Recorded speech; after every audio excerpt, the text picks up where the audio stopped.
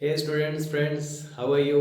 कैसी चल रही है आपकी पढ़ाई प्रिपरेशन? मस्त फटाक ग्रेट।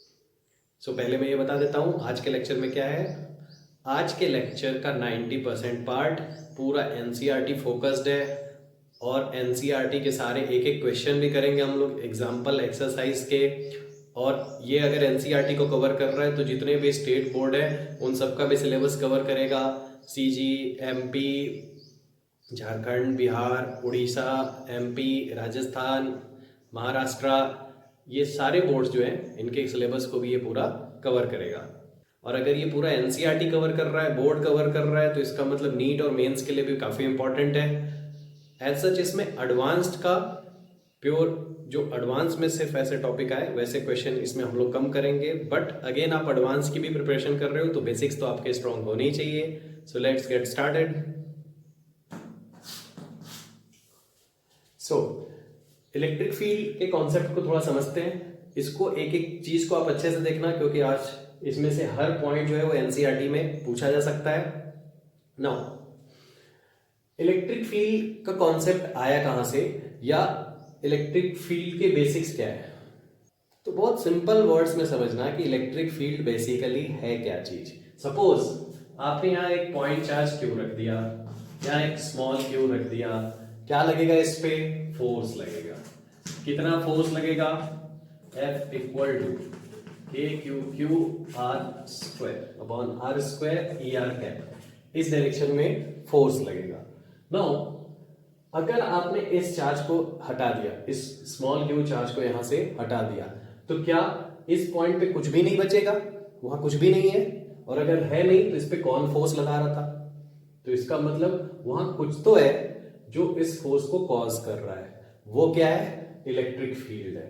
दूसरे तरीके से आप इसको समझो, अगर सपोज आपको यहां पे फोर्स निकालना है तो इसका मतलब उस पे कितने चार्जेस फोर्स लगाएंगे? ये दूसरा कॉन्सेप्ट बता रहा हूं मैं, दिस वाज फर्स्ट कॉन्सेप्ट। इसके अराउंड जितने भी चार्जेस है सबके सब फोर्स लगाएंगे क्योंकि आपको पता है एक पॉइंट चार्ज का फोर्स तब तक जीरो नहीं होगा जब तक आर इंफिनिटी नहीं हो जाता है। तो जब तक ये इनफाइनाइट डिस्टेंस पे नहीं जाओगे तब तक कुछ ना कुछ तो ये फोर्स अप्लाई करेगा ही। तो इसका मतलब इसके अराउंड या यूनिवर्स में जितने भी चार्जेस है सबका कुछ ना कुछ यहाँ पे इफेक्ट आएगा। तो उन सबका इफेक्ट क्या हर बार देखना पॉसिबल है कि इसके अराउंड जितने भी चार्जेस हैं वो कितना फोर्स लगा रहे हैं? क्या वो हम लोग हर बार देख पाएंगे? नहीं देख पाएंगे। तो इस फोर्स का कैलकुलेशन इजी किससे होगा? अगर वहां पे क्या पता चल जाएगा अपने को? इलेक्ट्रिक फील्ड पता चल जाएगी। नेक्स्ट तीसरा कॉन्सेप्ट देखना, अगर एक कोई कॉम्प्लिकेटेड चार्ज सिस्टम है, जैसे ये कोई रिंग है, वैसे ये सिमेट्रिकल केस है, इससे भी काफी कॉम्प्लिकेटेड केसेस होते हैं। इसका अपने को अगर फोर्स निकालना है, ये आर रेडियस है, एक्स डिस्टेंस पे इस चार्ज पे आपको फोर्स निकालना है। तो आगे हम इसका पूरा कैलकुलेशन देखेंगे बट थोड़ा आइडिया तो आपको होगा भी ग्रेविटेशन से भी कि इस पे एक फोर्स ऐसा लगेगा डीएफ, और अगर इस पे हर डायरेक्शन में ऐसे फोर्सेस लग रहे हैं ऐसे कोनिकली, तो उसका नेट फोर्स कैसा आएगा? Along the axis. कैसा आएगा? Along the axis. तो आप सिर्फ इस df cos थीटा को इंटीग्रेट करके नेट फोर्स निकालते हो। वो कैलकुलेशन अपने को आगे देखना है। अभी आप इतना समझो कि वो थोड़ा कॉम्प्लेक्स तो कैलकुलेशन होगा ही पॉइंट चार्ज के कंपैरिजन में। तो हम वो कैलकुलेशन सपोज x की वैल्यू 10 सेंटीमीटर गिवन है, रेडियस 20 सेंटीमीटर गिवन है, चार्ज इसका 5 माइक्रोकूलॉम गिवन है, ये फोर्स हमने निकाला, वो चार्ज भी गिवन है। अब अगर नेक्स्ट एक बार फिर ऐसा ही कैलकुलेशन आता है, वहां एक्स चेंज हो गया, रेडियस चेंज हो गई, चार्ज चेंज हो गया, तो क्या ये पूरा कैलकुलेशन बार बार हम लोग करेंगे क्या? बिल्कुल नहीं करेंगे। तो इसका मतलब कुछ एक ऐसा रिजल्ट चाहिए अपने को जो फोर्स के कैलकुलेशन को क्या कर दे? इजी बना दे। सो वो कॉन्सेप्ट कौन सा है? इलेक्ट्रिक फील्ड का कॉन्सेप्ट जो फोर्स के कैलकुलेशन को क्या कर देगा? इजी बना देगा। तो वैसे तो इलेक्ट्रिक फील्ड की डेफिनेशन आएगी, इस पे बेस्ड क्वेश्चन आएगा, बट अगर आपके बोर्ड में ऐसा आ जाता है explain what is electric field and its significance, तो हमने क्या 3 पॉइंट्स देखे, आपको नोट्स बनाते जाना है पॉज कर करके, थोड़ा आप समझना। First significance, if you remove this point charge q then something must be present there which applies force and that something is called electric field. वही जो है उसको आप क्या बोलते हो? इलेक्ट्रिक फील्ड बोलते हो। सेकेंड कॉन्सेप्ट हमने क्या देखा? That If there are number of charges due to which force acting on any one charge, then to consider all the charges every time is not possible. So we take the concept of what? Electric field. तीसरा concept क्या देखा हमने? Sometimes there is complicated charge system or any charge system for which force calculation is complex. So the field makes this calculation what? Easy. तो ये 3 points है, आप चाहो तो इसके नोट्स बना सकते हो। ये फील्ड का कॉन्सेप्ट लाया किसने था? So it was first introduced by Faraday. It was first introduced by Faraday. Next, अब आते हैं इसकी डेफिनेशन। अगर लिखने को बोला जाए, डेफिनेशन क्या है इसकी? ये बोर्ड एग्जाम्स में आता रहता है। Definition,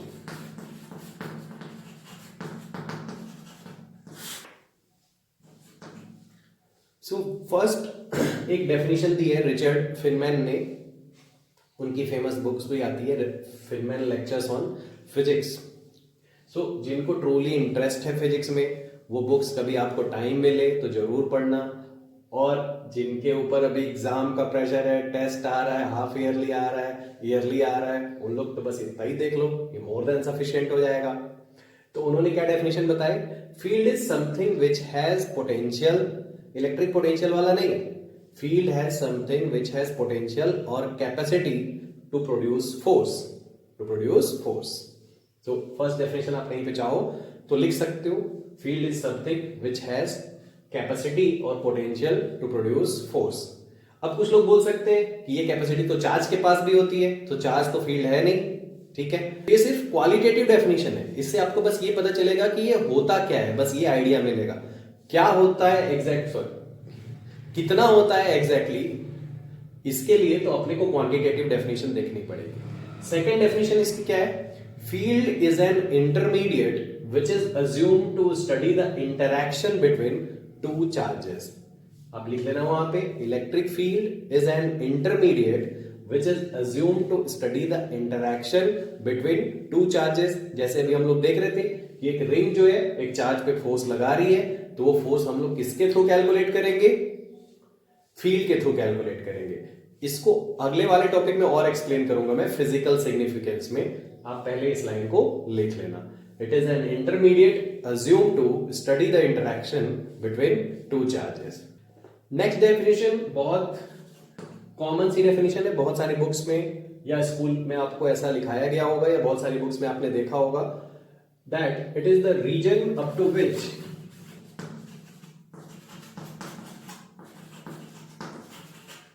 influence of a charge can be experienced. The region up to which influence of a charge can be experienced. तो कुछ लोगों के दिमाग में होता है कि ये तो अच्छी बात है कि जहां तक इसका इन्फ्लुएंस होगा उसको हम लोग क्या बोलेंगे? Electric field. बट क्या ये लिखना सही है? क्योंकि रीजन तो कोई क्वांटिटी ही नहीं है, इसको मेजर तो रीजन को तो कर नहीं सकते हैं। ये क्वालिटेटिव डेफिनेशन है, जब तक आप इस पे क्वांटिटेटिव पार्ट ऐड नहीं करोगे तो इसमें आपको मार्क्स वैसे भी नहीं मिलेगा। तो इसमें क्वांटिटेटिव पार्ट क्या ऐड करना है, फॉर्मूला क्या ऐड करना है, वो मैं आपको बता रहा हूं। बट आप इतना समझ जाओ, ये समझने के लिए आपकी 3 डेफिनेशन मैंने बताई एक्सप्लेन करने के लिए, आप तीनों को तीनों नोट कर सकते हो। बट स्कूल एग्जाम में ये और इसके साथ क्वांटिटेटिव वाले लिखना एग्जाम्पल, तो आपको बेटर मार्क्स मिलेंगे।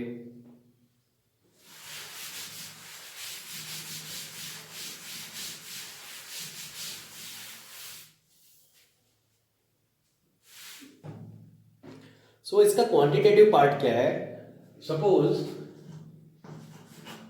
you bring charge small q in the influence of any charge distribution. Suppose you bring charge q in the influence of any charge distribution. कैसा भी चार्ज हो सकता है, यहाँ पॉइंट चार्ज हो सकता है, लीनियर चार्ज हो सकता है, कैसा भी चार्ज हो सकता है, स्फेरिकल चार्ज हो सकता है, रैंडम कैसा भी चार्ज डिस्ट्रीब्यूशन भी हो सकता है।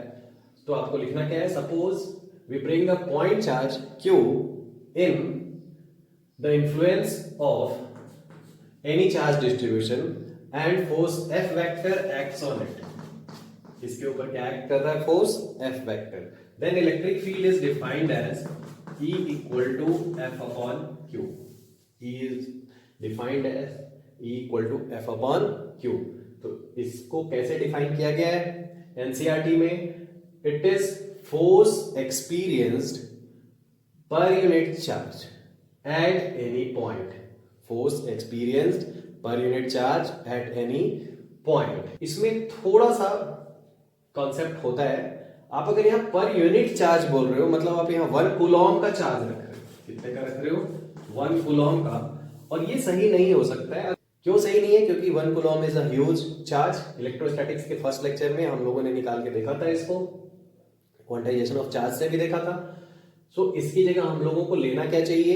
टेस्ट चार्ज लेना चाहिए. अब ये टेस्ट चार्ज क्या है? Negligible charge, negligible positive charge, negligible positive charge. तो ये लिखना सही है, बट इसको थोड़ा और अच्छे से आप चाहो तो ऐसा लिख देना, limit Q0 tends to 0 F upon Q0. This is Q0 tends to 0 F upon Q0. So this is force experienced by a charge, test charge basically. Force experienced by a test charge divided by its magnitude, and that magnitude is what? Very small. आप ऐसा इसको define कर सकते हो. अब अगर आपको ये नहीं लिखना है एनसीईआरटी के जैसे यही वाली डेफिनेशन को लिखना है तो आपको करना क्या है? बस वहां जो यूनिट चार्ज लिखा हुआ है उसके जगह पर यूनिट टेस्ट चार्ज ऐसा लिख देना, per unit test charge. Now इसमें बहुत सिंपल सा पहला डेरिवेशन देखते हैं. Electric field due to a point charge. सबसे पहले पॉइंट चार्ज की क्वांटिटी हम लोग कैलकुलेट करते हैं, फिर उसको इंटीग्रेट करके आपको पता है लीनियर चार्ज ला सकते हैं, रिंग ला सकते हैं, शीट ला सकते हैं, कैसा भी ला सकते हैं. तो सबसे पहले अपने को क्या निकालना है? Electric field due to a point charge. ये बहुत ही सिंपल डेरिवेशन है, 2 लाइंस का डेरिवेशन है. Suppose a point charge Q is kept at origin or at any point. We have to find electric field at point P whose position is r vector. आप चाहो तो ये derivation के part को pause कर करके लिख लेना. Suppose there is a point charge capital Q. We have to find electric field at point P which is at position r vector. Now करना क्या है अपने को? यहाँ पे एक टेस्ट चार्ज लाना है. तो आप लिखोगे let's bring test charge Q0 at P. P पे आप एक टेस्ट चार्ज Q0 को लाते हो. Then force on it will be what? KQ Q0 upon R square ER cap. KQ Q0 upon R square ER cap का मतलब क्या है? रेडियली आउटवर्ड फोर्स लगेगा. हेंस फील्ड को हमने कैसा डिफाइन किया था? F upon Q0. तो ये फील्ड की वैल्यू क्या हो जाएगी? KQ upon R square ER cap. बहुत ही सिंपल सा ये फॉर्मूला आ गया. जैसे कूलॉम्स लॉ में KQ1 Q2 होता था, यहां सिर्फ एक चार्ज है जो फील्ड क्या कर रहा है? प्रोड्यूस कर रहा है, ER कैप. नाउ इसमें क्या क्या पॉइंट्स हो सकते हैं? 3 पॉइंट्स बहुत इंपॉर्टेंट है क्योंकि उस पे बेस्ड बोर्ड में क्वेश्चन आते रहते हैं. First important point, although E is F upon Q0, although E is defined as F upon Q0. ऐसा डिफाइन किया है क्योंकि फोर्स मेजर करना डायरेक्टली इजी है. डायरेक्टली हम लोग फोर्स मेजर कर सकते हैं, डायरेक्टली फील्ड मेजर करना डिफिकल्ट होता है, तो प्रैक्टिकली मेजर करना. So electric field is F upon Q0, but electric field at any point neither depends on F nor on Q0. So ये ना तो F पे डिपेंड करेगा ना तो Q0 पे डिपेंड करेगा किसी भी पॉइंट पे. तो किस पे डिपेंड करेगा? The charge distribution for which you are calculating the field. वो चार्ज डिस्ट्रीब्यूशन जिसके लिए आप फील्ड कैलकुलेट कर रहे हो, देखो कैपिटल Q पे डिपेंड कर रहा है, बट इस Q0 पे डिपेंड नहीं करेगा और उस पे लगने वाले फोर्स पे डिपेंड नहीं करेगा. So first important point was this, it neither depends on F vector nor on test charge Q0. Second important thing, अगर आपने यहाँ पे प्लस चार्ज रखा तो ये रेडियली आउटवर्ड आएगा, इसका मतलब रेडियली आउटवर्ड डायरेक्शन है. यहाँ माइनस रखा तो रेडियली इनवर्ड आएगा. So second important point is the field for positive charge is radially outward and for negative charge is radially inward. इसको आप ऐसे भी देख सकते हो, ये तो इसके रिजल्ट से आप देख रहे हो. कहीं पे भी आप पॉइंट चार्ज रख लो, ये कोई पॉइंट चार्ज है सपोज, यहां चार्ज रखोगे ये इधर भागेगा, ऊपर रखोगे उधर भागेगा, हमेशा कौन सी डायरेक्शन में भागेगा? Along line joining them. याद आ रहा है आपको कूलॉम फोर्स में पढ़ा था हमने, along line joining them. So this was second point. ये तीनों पॉइंट्स भी आप लिखते जाना। थर्ड पॉइंट पे आते हैं, वो भी बहुत इंपॉर्टेंट पॉइंट है। You can see that the magnitude of field depends on magnitude of charge which is producing it and distance from the charge, distance from the charge। इसका मतलब इक्वल डिस्टेंस पे कैसा फील्ड आएगा? Equal field आएगा। ये थोड़ा रब कर रहा हूं मैं। So if you join all the points at equal distance from this point charge, यहां से इक्वी डिस्टेंस सारे पॉइंट्स को आप ज्वाइन करोगे, you will get what? A sphere, not only a circle, you will get a sphere। Similarly, for uniformly charged spherical charge distribution, all equidistant point will again form a sphere। ये दोनों cases में क्या मिलेगा अपने को? एक sphere. So basically आप यहाँ पॉइंट चार्ज का फील्ड एक्सप्लेन कर रहे हो, तो एक पॉइंट वहां ऐसा एक्सप्लेन आपको करना है that it has spherical symmetry. It has spherical symmetry. Spherical symmetry का मतलब क्या है? That at all the points which are on a sphere whose center is this charge will get equal fields। उन points पे अपने को क्या मिलने वाला है? इक्वल फील्ड मिलने वाला है। तो ये 3 पॉइंट्स थे जो आप पॉइंट चार्ज के फील्ड के डेरिवेशन के साथ लिख सकते हो। Now next is electric field due to multiple point charges. Electric field due to multiple point charges। Now basically what is this? You can say it is principle of superposition for field। आप इसके साथ ये भी लिख सकते हो, principle of superposition for field। तो कैसे हो गई? जैसे कूलॉम्स लॉ में फोर्स के लिए लिखा था, suppose there are a number of charges. आप चाहो तो उसको धीरे धीरे नोट भी कर सकते हो। Suppose there are a number of charges, ये कोई पॉइंट P है।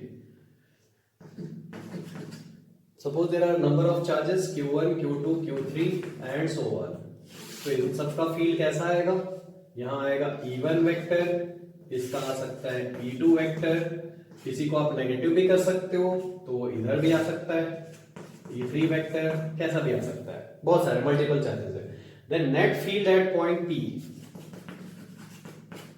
is equal to field at P due to Q1, field at P due to Q2 and so on। ये आपको लिखना है। और आपको याद आ रहा होगा कि इसमें एक और लाइन लिखनी पड़ती है that field due to each charge is unaffected by the presence of the other charges। field due to each charge is unaffected by the field due to other charges। बहुत सिंपल सा है, वैसे ही Coulomb's law के जैसा है, ये तो फटाफट हो जाएगा आपसे। नाउ इसके बेस जो क्वेश्चंस होंगे वो भी कैसे होंगे? कूलॉम्स लॉ के जैसे ही होंगे। तो मैं उसको शॉर्ट में रिवाइज बस करा देता हूं आपको।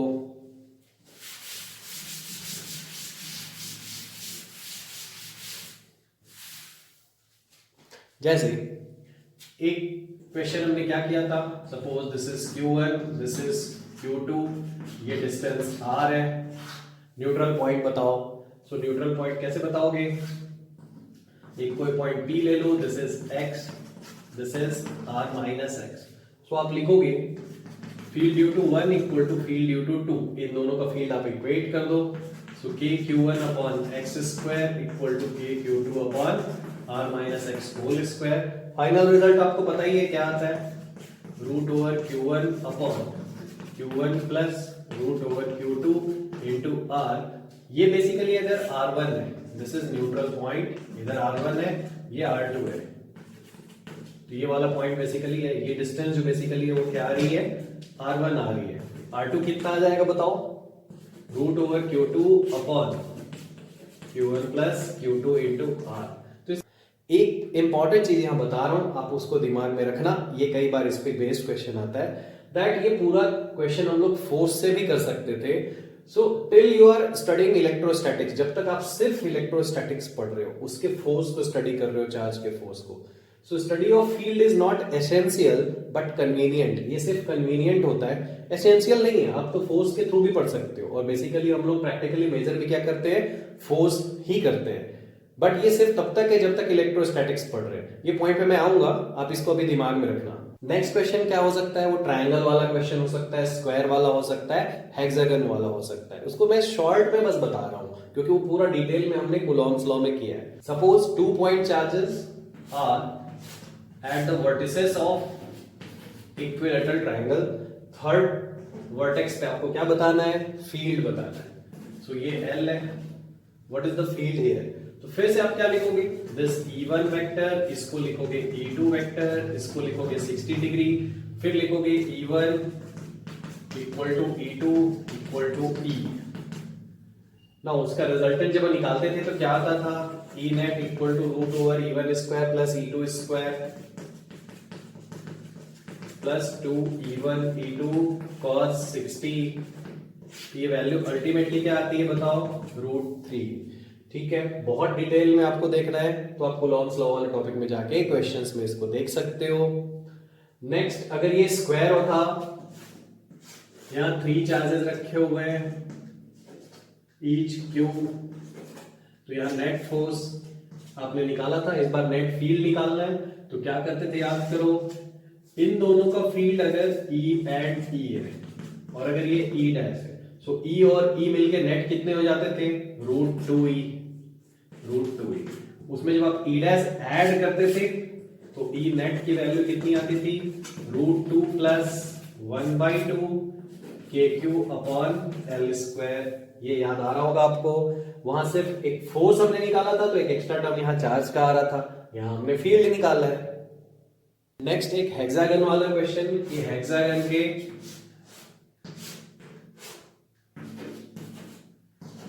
5 कॉर्नर्स पे चार्ज है, एक एम्प्टी है, तो यहां नेट फील्ड कितना होगा इस पॉइंट पे। तो इस क्वेश्चन के भी मैंने 3 मेथड्स आपको बताए थे, याद आ रहा होगा। पहले तो ये डायरेक्टली कैंसिल हो जाते हैं, बस इसका फोर्स बचता है, तो यहां भी फील्ड सिर्फ इसी का बचेगा और फील्ड की वैल्यू क्या आएगी, KQ अपॉन L स्क्वायर। बाकी दोनों मेथड्स में फिर से पूरा अभी रिपीट नहीं कर रहा हूं, आप चाहो तो वहां जाके देख सकते हो। नाउ इसके बाकी के क्वेश्चंस करने से पहले एक छोटा सा टॉपिक जो बचा हुआ है, जो NCERT या किसी भी बोर्ड में आता है, उसको मैं थोड़ा सा एक्सप्लेन कर रहा हूं, देखना, बहुत इंपॉर्टेंट पॉइंट है। व्हाट इज फिजिकल सिग्निफिकेंस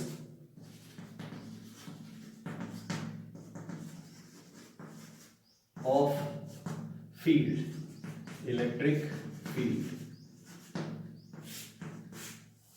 बहुत छोटा सा टॉपिक है बट ये इंपॉर्टेंट टॉपिक है कि कई बार हमने तो ये देख लिया कि electric field force upon charge है, तो इसका क्या कोई फिजिकल सिग्निफिकेंस है या नहीं, ये कई लोग लिख नहीं पाते हैं। तो इसको आप थोड़ा सा देखना, बहुत सिंपल वर्ड्स में मैं समझा रहा हूं। इसको पढ़ने की जरूरत क्या पड़ी कि इलेक्ट्रिक फील्ड का सिग्निफिकेंस क्यों पूछा जाता है, या बच्चे इसको एक्सप्लेन क्यों नहीं कर पाते हैं। वो बहुत सिंपल सी चीज है। If we measure practically force not the field and the field is calculated from force, तो क्या इसका खुद का कोई फिजिकल सिग्निफिकेंस नहीं है, इसकी खुद की कोई औकात नहीं है, जैसे आजकल के मीम्स में आते हैं am I a joke to you, ऐसा नहीं है। इसकी फिजिकल सिग्निफिकेंस है, सिर्फ ये फोर्स से कैलकुलेट नहीं होता है, इसका सब कुछ फोर्स पे डिपेंडेंट नहीं है। तो क्या सिग्निफिकेंस है, समझते जाना, नोट्स भी बनाते जाना। सो फर्स्ट लाइन तो आपको ये लिखनी है, that electric field has its own significance, its own independent dynamics and its own laws through which it would be explained। इसके अपने लॉज है, इलेक्ट्रोमैग्नेटिक फील्ड के अपने पूरे लॉज है जो आगे अपने को जाके पढ़ना भी है। तो फर्स्ट लाइन तो आपकी ये हो गई। उसके सपोर्ट में आपको क्या लिखना है, कैसे हम लोग बताएंगे कि इसका सिग्निफिकेंस है। सिर्फ फोर्स से बहुत सारी चीजें एक्सप्लेन नहीं हो सकती है, उसके लिए एक पॉइंट आपको यहां लिखना है। सपोज ये चार्ज Q1 है, ये चार्ज Q2 है, and they are moving and also they are accelerating. ये इंपॉर्टेंट है, that they are accelerated. Now अगर आपने इसमें इसकी मोशन में कोई चेंज किया या इसकी पोजीशन में कोई चेंज किया, so how will it affect this charge, इस चार्ज के ऊपर फोर्स को ये कैसे इफेक्ट करेगा। आपको एज्यूम ये करना है that distance is very large, This distance is very large, and we know that any information or any signal cannot transmit with a speed more than speed of light. ये possible नहीं है. तो basically यहां से इसका effect आने के लिए ये जो इफेक्ट ट्रांसमिट होगा वो होगा with speed less than or equal to speed of light. Less than or equal to speed of light. Less कब होगा? जब यहां एयर और वैक्यूम के अलावा कोई दूसरा मीडियम होगा, apart from air and vacuum, other than air and vacuum, यहां कोई दूसरा मीडियम होगा. और एयर और वैक्यूम है तो ये किस स्पीड से ट्रेवल करेगा? स्पीड ऑफ लाइट से ट्रेवल करेगा. तो वो जो इफेक्ट इसका ट्रैवल कर रहा है वही तो इलेक्ट्रिक फील्ड है. वही क्या है? Electric field. ये प्रोड्यूस क्या करेगा? Electromagnetic field. थोड़ा समझना है इस बात को. अगर ये कांस्टेंट स्पीड से मूव कर रहा है तो ये प्रोड्यूस करेगा इलेक्ट्रोमैग्नेटिक फील्ड, और अगर ये एक्सेलरेटेड मोशन में है तो ये क्या प्रोड्यूस करेगा? Electromagnetic wave, and that will travel either with speed of light और लेस देन दैट. सो इसका इफेक्ट यहां तक पहुंचने में थोड़ा टाइम लगेगा. It will cause some time delay. तो बात आई समझ में?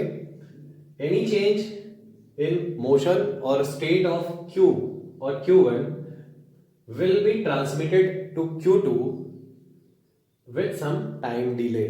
और ये जो टाइम डिले हो रहा है that cannot be explained by Coulomb's law. उसके लिए किस पे जाना पड़ेगा? इलेक्ट्रोमैग्नेटिक फील्ड पे जाना पड़ेगा, इलेक्ट्रोमैग्नेटिक वेव पे जाना पड़ेगा. Without that you can not explain. तो इसका मतलब इसका अपना इंडिविजुअल एग्जिस्टेंस हुआ इलेक्ट्रिक फील्ड का? बिल्कुल हुआ.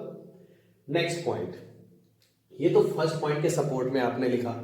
सेकेंड पॉइंट क्या होगा? दैट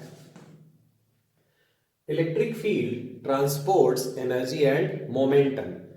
इलेक्ट्रिक फील्ड और इलेक्ट्रोमैग्नेटिक फील्ड क्या ट्रांसपोर्ट करता है? Energy and momentum. उसका कैलकुलेशन आगे अपने को देखना है आगे के चैप्टर्स में. नाउ इसके सपोर्ट में भी आप एक लाइन लिख सकते हो. Suppose a time varying electromagnetic field, time varying electromagnetic field source is there. तो एक सोर्स है जो time varying electromagnetic field produce कर रहा है. सो प्रैक्टिकली ये ऑब्जर्व किया गया है कि अगर इसको थोड़े टाइम के लिए स्विच ऑन किया गया और फिर उसको स्विच ऑफ किया गया, ठीक है, तो भी इलेक्ट्रोमैग्नेटिक फील्ड जो है वो ट्रैवल करेगी मीडियम में जो प्रोड्यूस हो चुकी है, and it will carry energy and momentum. ये क्या कैरी करेगा? Energy and momentum. तो इसका मतलब इलेक्ट्रिक फील्ड का अपना एग्जिस्टेंस है. एंड फाइनली आप ये कंक्लूड कर सकते हो that electric field has physical existence. It is not only mathematical construct. Mathematical construct नहीं है ये सिर्फ, ठीक है. इसका मतलब हमने सिर्फ फोर्स के कैलकुलेशन को इजी बनाने के लिए मैथमेटिकली एज्यूम नहीं करना है. इसका क्या है? अपना इंडिविजुअल एग्जिस्टेंस है. ये 3 पॉइंट्स आप पॉज करके रिवाइंड करके अच्छे से नोट्स बना लेना. सो स्टूडेंट्स, अगर हमने यहाँ पे सारे एनसीईआरटी वाले क्वेश्चंस और एग्जांपल्स को इंक्लूड किया जो इस पॉइंट चार्ज के फील्ड पे बेस्ड है, तो ये वीडियो काफ़ी लंबा हो जाएगा, या यूनिफॉर्म फील्ड वाले क्वेश्चन है तो भी. सो इसको हम लोग करेंगे नेक्स्ट वीडियो में. Thank you very much.